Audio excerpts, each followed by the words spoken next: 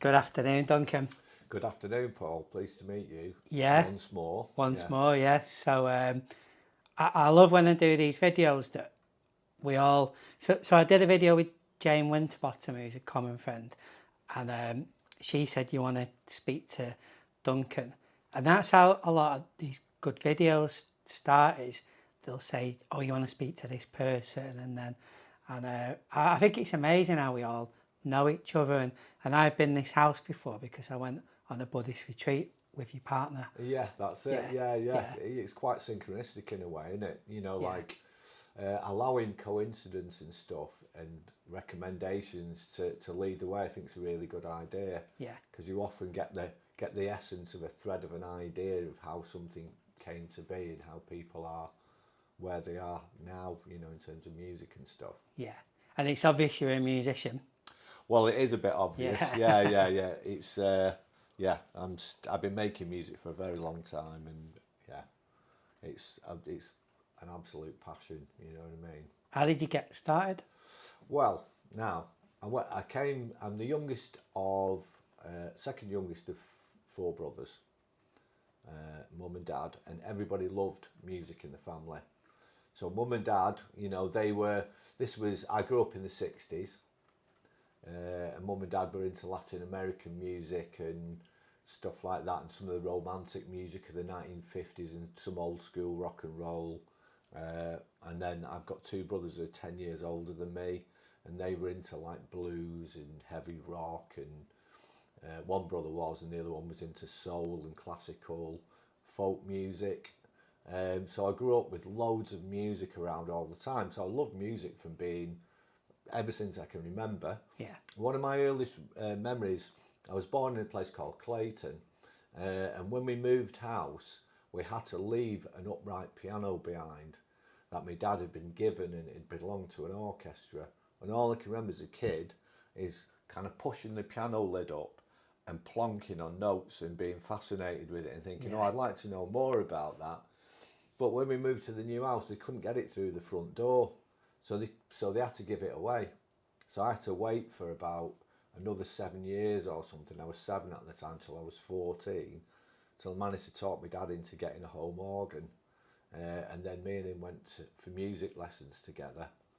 And alongside of that, I was getting my own musical taste, went to a few rock festivals, like Reading Rock Festival 1975, 1976.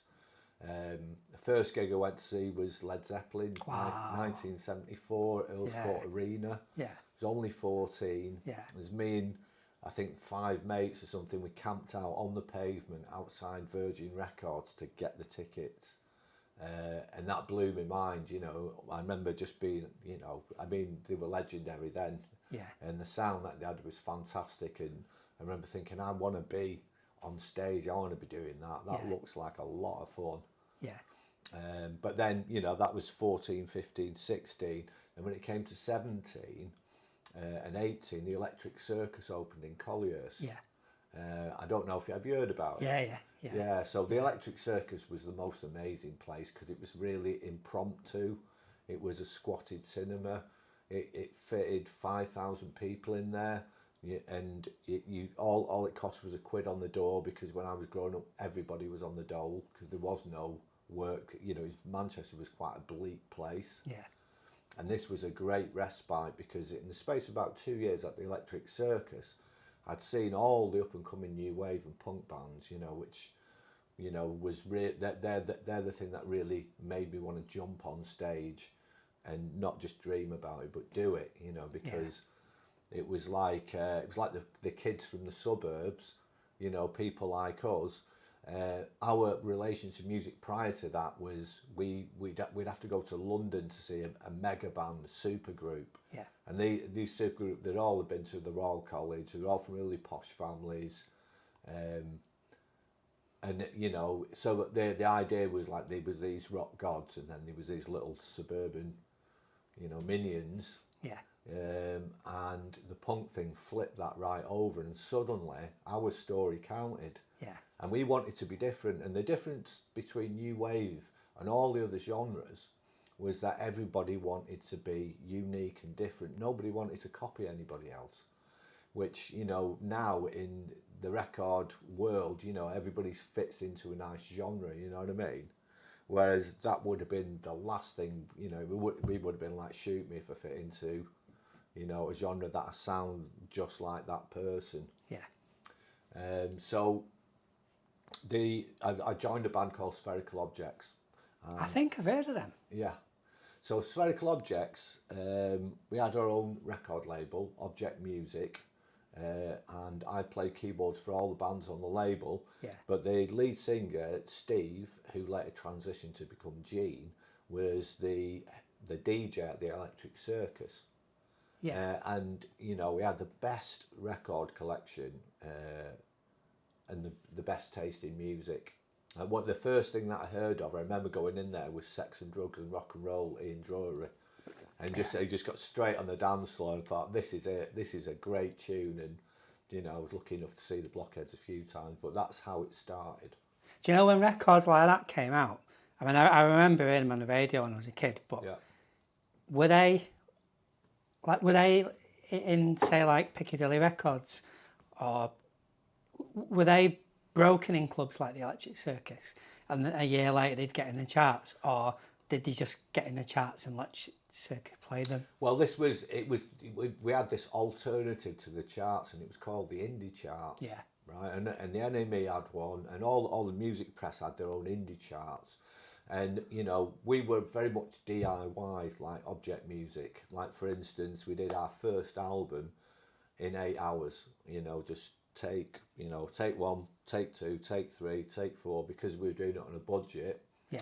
And then what we did was we got boxes of records, and we took it sale or return to all the retailers all over the country. You know, we literally hired a van.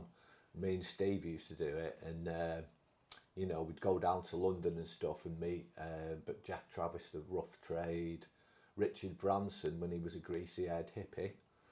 Did you get to meet him? I got to meet him, yeah. He helped me unload the records from the boot of the car. Yeah. You know, and I remember him from Manchester because he had like a record shop where there was a big armchair with speakers in, and you could listen to the track before you decided to buy it, because this was more like prog rock. But you know, what it had in common with the new wave thing was it wasn't trying to be mainstream. It wasn't trying to be pop charts. It was something original and something different. Yeah. So it's very much a kind of DIY thing. And there was a Wednesday night at the Band on the Wall, which was indie night, and it was we became part of this thing called the Manchester Musicians Collective. Yeah, yeah. And you know, there was like between 3 and 5 bands on for £1 on the door, and this was every Wednesday. And you know, we did a compilation album as well on Object Music, and you know, so many good bands and so many people who went on to do amazing things started off there. Wednesday night, the Band on the Wall, you know. Yeah. Did you go to that Sex Pistols gig? I didn't go to the Sex Pistols gig. I did hear about it, and I remember at the time I wasn't quite sure what to make of it, because I remember it being in the tabloids and the Daily Mirror and the Daily Express, and they were talking in almost horrific terms about this nihilistic bunch of youths and stuff who were touring about. And at the time I was still kind of into my heavy rock and stuff. But then within like 2 months of that, it was a very short period of time, there was a night that opened at Foo Lamar's club in town called The Ranch. Oh, yeah. And it was a punk and new wave. Oh, is that night. where it was? Yeah, it started off as a Roxy and Bowie. Like, Pips in town had 7 different rooms, and the Roxy and Bowie room were the first to play early punk and post-punk, like the Stranglers, Peaches, New Rose, The Damned, and then go into the Ranch. Within that very short period of time, I went to see the first Buzzcocks gig. They played at the Oaks in Stretford, and they were playing with they wore school uniforms. Yeah, and I think I was 16 or 17, and I was so impressed with the band. I loved them. I loved Spiral Scratch. Yeah. So that started off as a regular thing. Now that was Thursday night down the ranch, and then the Electric Circus opened, and the Electric Circus flung the doors wide open because it wasn't just 80 people, you know, it was full. It became rammed, 5,000 people, and it felt like a movement. And then we had, you know, bands like the Ramones, you know, they did 13 encores, and they were so on fire. They were so good. So many bands, you know, the Blockheads, the Stranglers, seeing the Stranglers there. And one evening I saw the Jam, the Clash, Talking Heads, the Buzzcocks, and the Ramones all on one bill. All incredible. on one bill, you know what I mean? So it was incredible. Yeah. And you know, the whole thing was alive then. Then all of a sudden, you know, the gigs at the Free Trade Hall, they were playing like Devo, seeing Devo for the first time. Yeah. You know, which was like they had Super 8 projectors projecting on the wall. I don't know if you've ever seen any Devo videos, but they had like these rubber masks on, and they got this concept of being human beings going backwards because of all the pollution and stuff. You know what I mean? But the music was really original and fantastic. You know, I think David Byrne was involved in it. Yeah. And Brian Eno, but they were very original. And then after that, it was like for about 2 years, something like that. There was like gigs every week and every club in town, and every band that was coming out, you know, onto the new wave scene was big news. You know what I mean? Is that what came after punk? Was it like XTC and New Wave? Yeah. What was going on in Manchester after? Right. So basically, punk? So you know, if you think about the Buzzcocks, right, they were probably slightly after the Pistols, but they didn't sound anything like the Pistols. And they had, even then they had something more interesting, you know. And Steve, who was the DJ I was talking about, was really good friends with what's he called? The guy who was the manager of the Buzzcocks. I can't remember his name. Is it Richard Serling? Yeah. Yeah. Yeah. So anyway, basically, we got to meet them all and jam with them and stuff, and you know, I became mates with the Fall as well. Yeah. You know, just through going clubbing, and I saw the Fall and I thought they were amazing. Have you been in the Fall? I've not been in the Fall. No, I haven't. I've not been in them yet. Yeah, Everyone's been in them. Everybody's been in them. Yeah. I've worked with members of the Fall. Yeah. You know, afterwards. Yeah. Tony Friel on the bass. You know, I formed a band called Future Primitives. Yeah. Carl Byrne on the drums. We ended up getting a record deal with Carlin Publishing. Yeah. And it was a really big deal. It was like $250,000. Was it? Yeah, but unfortunately the manager ran off with all the money. Did he? Yeah. Which is another story in itself. But I then had unfortunately I became ill after that. You know, I got diagnosed with cancer. Like I had 3 months to live, and everything just fell to the ground as being completely meaningless. Yeah. And at the time, I just started a new band called Buzzcocks. I was in I didn't. Well, only just, you know what I mean? I mean, in fact, you know, I helped name that band. I remember the conversation we were recording in Decibel, and Mark, you know, we were chatting away and, you know, came up with the idea of Buzzcocks as being two words that kind of had impact, you know what I mean? But then I became ill, and then while I was ill, I became interested in John Coltrane. Again, Steve, the person who was the lead singer in Spherical Objects, had left that band by that time, but I'd visited Steve quite a few times, and he had the most amazing musical taste. He had like a massive dub collection, but he also had this album called Love Supreme by John Coltrane. Yeah. I don't know if have you ever heard it? I don't think I've listened to it. I think it's on my list. It's one of them artists that... It's well worth listening to, because it's not like any other jazz record. There's something really primal about it, and it's really spiritual. Yeah. And I think that, you know, as I was getting better, I realised that state of mind was really important. And before I was ill, I was kind of, you know, by that time I think I'd had about 12 or 13 releases, and a lot of really good reviews in the NME and stuff in various bands and what have you. So things were going great, but part of me was in a rush to be, you know, a rock star or whatever, got caught up in the whole thing. And, you know, I think part of the reason I became ill was because I put this feeling of feeling good about myself on a pedestal. And when I was successful, then I was going to allow myself to feel good about myself.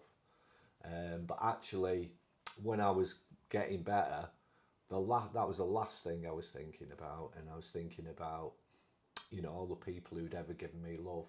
Yeah. You know, and I just wanted to say goodbye and thank them for the things that they'd done for me. Yeah. You know what I mean? How old was you then? I was 22. So it's quite, you know, when all the people are just getting going, it was like, no, you're not going anywhere, you. Down you get, you know what I mean? Yeah. But I've got to say, you know, I made a pretty quick recovery. Yeah. And I learned to play jazz music just by listening to John Coltrane. I've not had any lessons or anything. And the different chords and voicings that I really enjoyed listening to. And then that's down the line, I had this friend, Dave Giwando, who was a percussionist. And by that time I'd moved to Hume. And the Giwando family, they were lovely people. And we used to go down to the Reno and to the Nile. Yeah. And, you know, I was always into kind of jazz funk on the side. I've always liked dancing and stuff, like from Northern Soul onwards. Yeah. And the Jazz Defektors were looking for a keyboard player. Yeah. And he recommended my name, you know what I mean? And so it was arranged that I was going to go and see him at the Band on the Wall. So I went to see him at the Band on the Wall. When I got there, it was absolutely rammed. I mean, I've never seen it so full. I had to stand on a table at the back just to get a view of the group. And they had all these kind of musicians from the Royal College backing them as well. They were all great musicians. And they looked fantastic, and they just, you know, they just took the roof off the thing, you know what I mean? And I bottled it, and I thought, I can't talk to him, you know, I can't play that well, you know what I mean? Yeah. Why's Dave give my name, you know what I mean? Anyway, so I cried, I just went home, and I thought, no, I'll just forget about it, Duncan, it's not a realistic thing. And then 4 weeks later, there was a knock on my front door, and it was the four dancers, and they like came and asked me personally, you know, will you become the MD of the band and stuff. Yeah. And then that first session we wrote 4 songs, you know, because I had like an upright piano, that one there, yeah, that my dad bought me when I was 25. Yeah. And that's how it all started with that.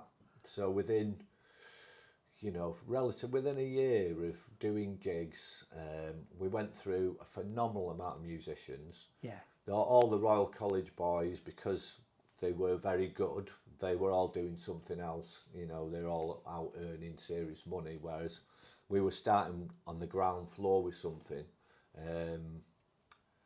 And so, you know, I was prepared to put the work in because I felt like I'd been given a new lease of life. Yeah. I was in an almost evangelical state of positivity. Yeah. And I wanted to change the world, and the Jazz Defektors was a great big mixed canvas, because we ended up getting people from all different kinds of backgrounds and, you know, nationalities originally and stuff.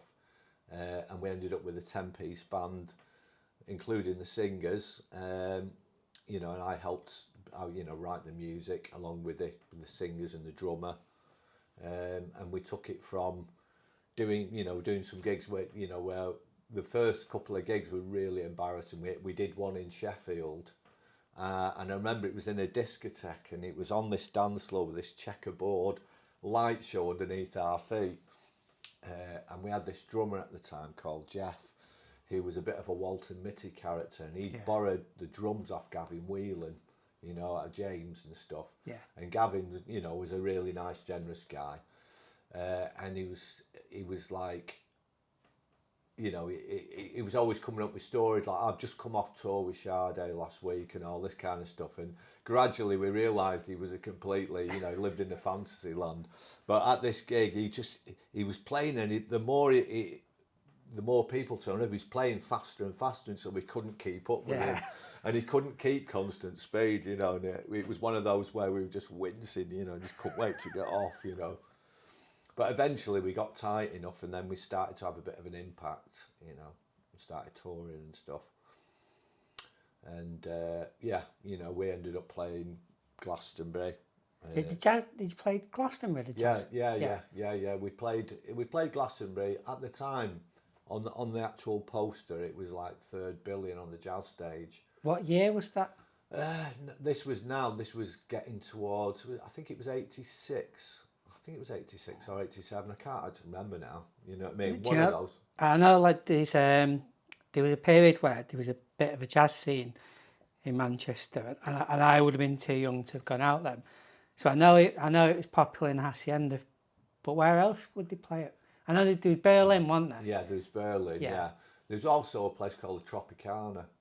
And, you know, we did a gig at the Tropicana where we hired the venue and we sold tickets ourselves, and we made £1,000 on that one night. Did you? Which was unbelievable, you know what I mean? So we bought a PA with it, and we just kept on doing that until, you know, we had a roadie, we had a PA set up, you know, we had an engineer with us who liked our music, who knew what we were doing, and we just, you know, gradually got more and more impact and stuff.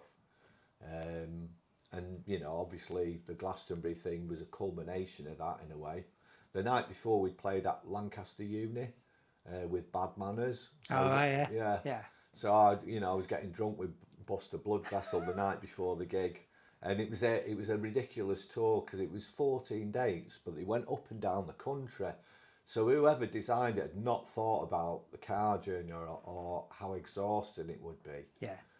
So by the time we got to Glastonbury, we'd done several gigs before, and it was we were playing in the afternoon, and Sony Records were coming and they were filming us. And then depending on the film, they were going to offer us a deal or not. So there was a lot of pressure on. And I just remember doing that gig, and I felt like an absolute corpse because we were all so tired. We were just about to stand up, you know, and play. But they loved it, and we got a deal based on that. Yeah. That was definitely a real high point, you know. You know, then we toured Japan, had a top 10 hit there, which was great. You had a top 10 hit in Japan? Yeah. So, you know, we outsold the Rolling Stones, the Beastie Boys, the UB40, and the Blow Monkeys, who all had an album at exactly the same time. But we did the biggest tour any Western band had ever done of Japan at that time. So, you know, again, that was another one where we'd done about 14 gigs before we got on the plane. The plane journey itself was 21 hours. So I was beyond exhausted. And we got off the plane, it was like 11:30 at night, and we went straight to Yuji Yamamoto's, which is one of their top designers. And he photographed us all and designed an outfit for everybody for the tour. Yeah. On the stage and off stage. And they were great clothes. He was a fantastic designer. And then we got our itinerary, which I've still got somewhere, but it was chocker. You know, we were there for a month, but, you know, there was something to be done every single day. Yeah. You know what I mean? And that was the first glimpse, if you will, that I'd ever, you know, had of what it must be like to be a really successful artist, you know what I mean? So we had like limos, and we were staying in, you know, the big hotels, and we had, you know, thousands of fans, you know, going mental, and, you know, and it was great as well. It was great seeing Japan, all the different places. We culminated in a television performance at the Ink Stick in Tokyo, which had a 12 million audience. So it was like, So it's that thing is like, you know, we'd got really tight because we used to rehearse several days a week because that was my job. That was doing that. Yeah. And we just worked it until we couldn't play something wrong, even if we tried. And, you know, then we got the dynamics into it. So there's always something to concentrate on from every performance. Plus Mikey, the drummer, would always break it up as well. You know, you think you got it locked down, but he was a proper top jazz drummer, and he'd just sort of stop in the middle of the gig and start going into reggae for 16 bars, and everybody like, oh, Trevor, you know, do different things, you know, and that kept us on our toes. But yeah, so that was good, and that was all based around.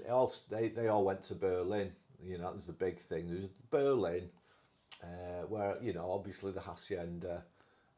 What was Tropic? Well, where was Tropicana? Was that on Oxford Road? It was on Oxford Road, yeah, that's right. Just at the bottom of Portland Street, Oxford Road, on the corner there. Yeah. I can't remember. I don't know what it is now. It's been demolished and something else built. But you know, I did a couple of gigs there, and that was, you know, you could hire venues. Yeah. So, you know, this is the thing, is like, you know, there wasn't any courses as such where you could study music. You actually, if you wanted to be a musician, you got a job, you saved up, you bought an instrument, you know, you just, everything, your rehearsal rooms and everything, it was all up to you. Yeah. But you were going out constantly in the scene, you were talking to people and you were meeting other people who were as keen as well. Yeah. So there's loads of collaborations around that, you know, loads of guesting in other people's gigs and people being very supportive of each other. And we built up that sort of community in a way between us all. Did you? A lot of people, like with Manchester, when people just talk about the rave, don't they? Yeah.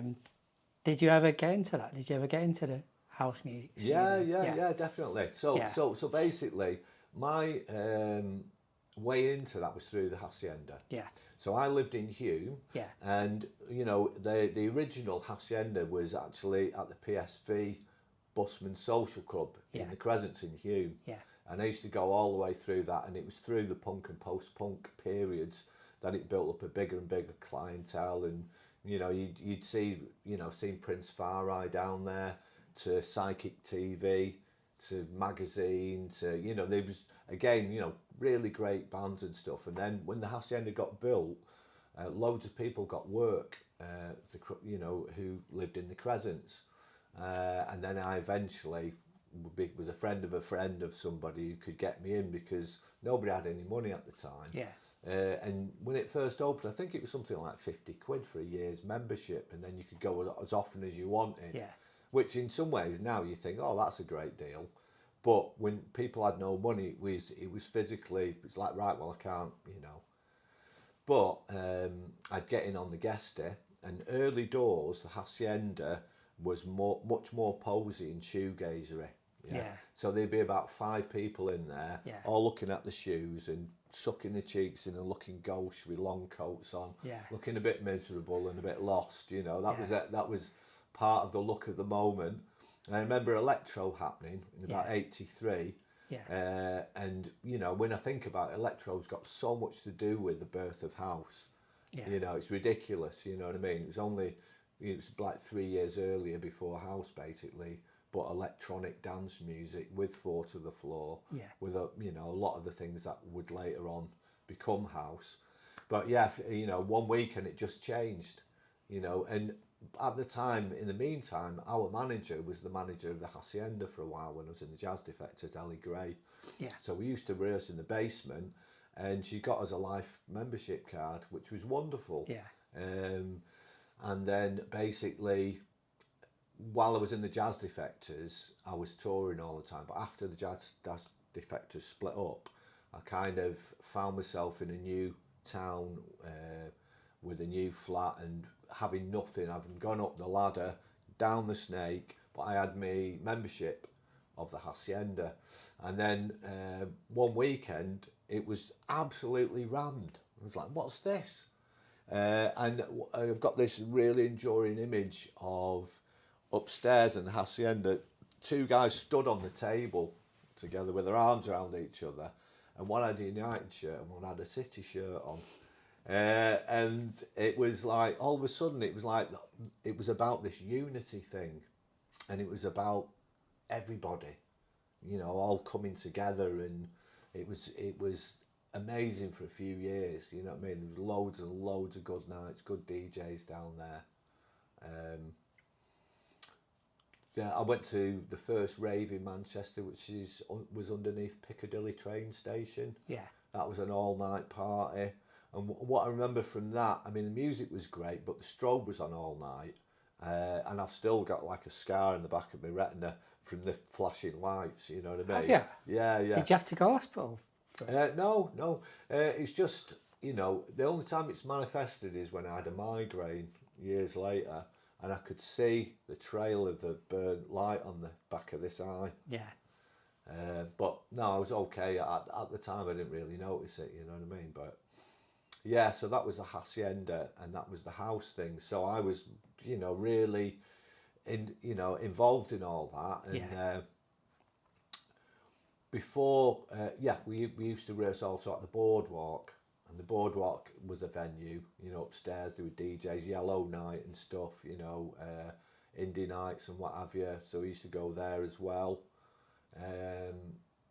And I was in the Jazz Defektors, our next door neighbours, in the next door rehearsal room where the Happy Mondays. All right. Right. So we were mates with them for years. You know what I mean? They're great lads, all of them.